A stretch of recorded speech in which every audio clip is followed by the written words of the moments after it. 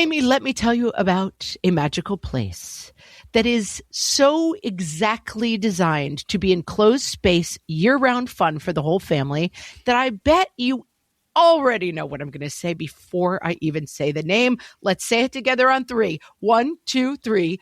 Great Wolf Lodge. You got it, Amy. My kids loved Great Wolf Lodge when we went. You probably already know that it has a huge indoor water park with a wave pool, lazy river, a bunch of massive water slides. But then your pack can hit the other attractions because wait, there's more. Great Wolf Lodge has adventure-packed attractions like Magi Quest, a live-action game kids can play throughout the lodge, plus the Northern Lights Arcade. Spent some quality time there, so your kid who loves the lazy river and your kid who loves fantasy games will both have a great time. Great Wolf Lodge also offers great dining options and complimentary daily events like nightly dance parties, all under one roof. Unpack the car once and you're settled in to have fun. And with 22 lodges across the country, you're always a short drive away from adventure. We've both had such great times at Great Wolf Lodge, so bring your pack together at a lodge near you. Learn more at greatwolf.com and strengthen the pack. Welcome to Ask Amy from What Fresh Hell, laughing in the face of motherhood, solving your parenting dilemmas one question at a time. This week's question is from Stacey in our Facebook group. Stacey says, my 12-year-old daughter, seemingly out of the blue, won't talk to me or look at me. I don't mean talk like serious topics. I mean talk to me at all about anything unless I ask her a direct question. We've always been close, so I'm feeling very hurt. She acts fine with my husband. Everything I read is how we aren't supposed to take it personally, that it's normal, but I'm finding that impossible, especially when she's joking around with her dad. I keep reading I should just act like everything is fine, but I really want to tell her she's hurting my feelings. What should I do? Stacey, I'm so glad I got this question. Out of Margaret and me, I'm the one with the older kids, so I'm the one who has gone through this probably more times so far, and it's totally hurtful. I totally understand how you feel. It's being made even worse right now, I would suspect, by this pandemic where we're all at home more and we all have fewer outlets to relate with besides our immediate family. Your daughter's job is to distance herself from you. And you say you have been very close with your daughter until now. Okay, so that makes her job at this moment when she's a teenager and she has to separate herself from you. She has to sort of do it even harder, if that makes sense, if you've been very close up to now. So her job is to distance herself from you, and she can't do that right now, except she kind of can because she's icing you in your own house, which stinks. The first bit of good news here is that she's not doing this with your spouse. That's actually good news because it means there's not cause for concern, that she's not actually depressed or anxious or going through something. If she can communicate normally with the other person in your house, then that means that this is probably what's going on. I have a couple of things that can work.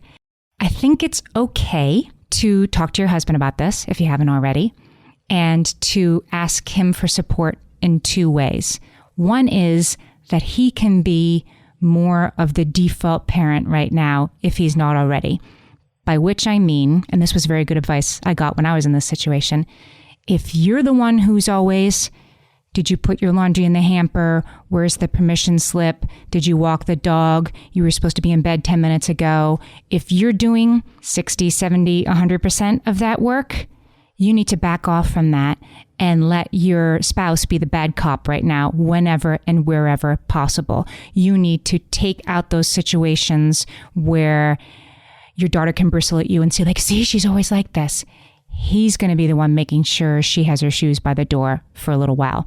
And the other thing he could do is talk to your daughter when you're not around and say, hey, I think mom's kind of bummed. You haven't been spending as much time with her as you used to. Maybe you should make brownies with her or something. I think that's okay for him to say. And if your daughter rolls her eyes and doesn't respond well, then she doesn't. You don't have to be there to deal with that.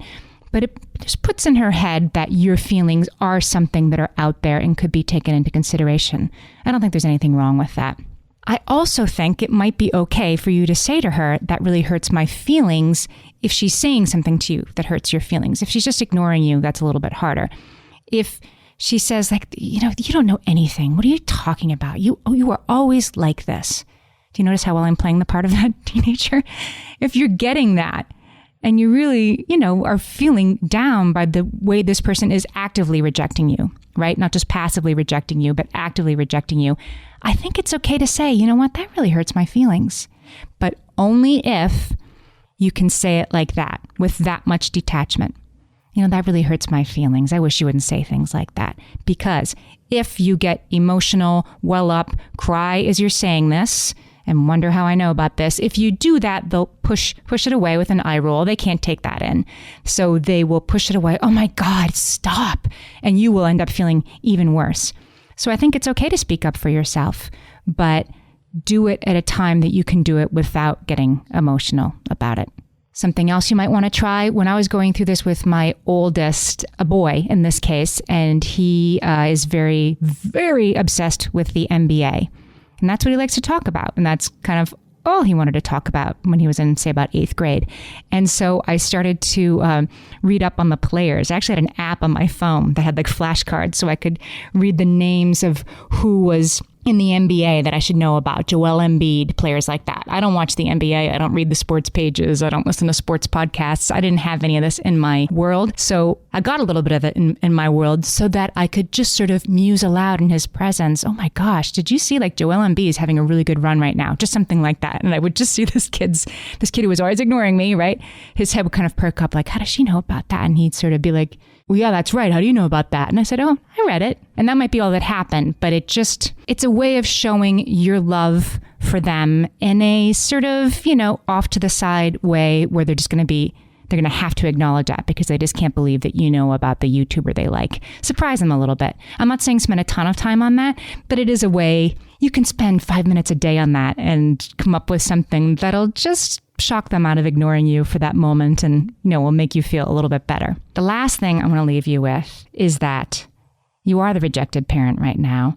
And it doesn't matter if it's temporary, it's extremely hurtful. But Janet Lansbury explains, I'll put the link in the show notes for this episode. She explains this very well. Being the rejected parent, she would say, means that your daughter is entirely secure in your love for her. If she wasn't secure in your love for her, she wouldn't do this. It would be too risky for her to push you away.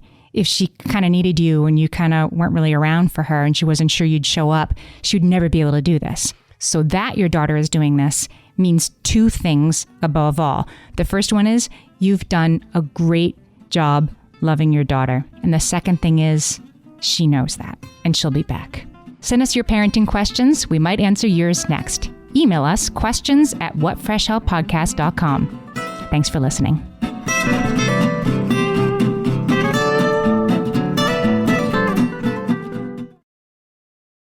Close your eyes.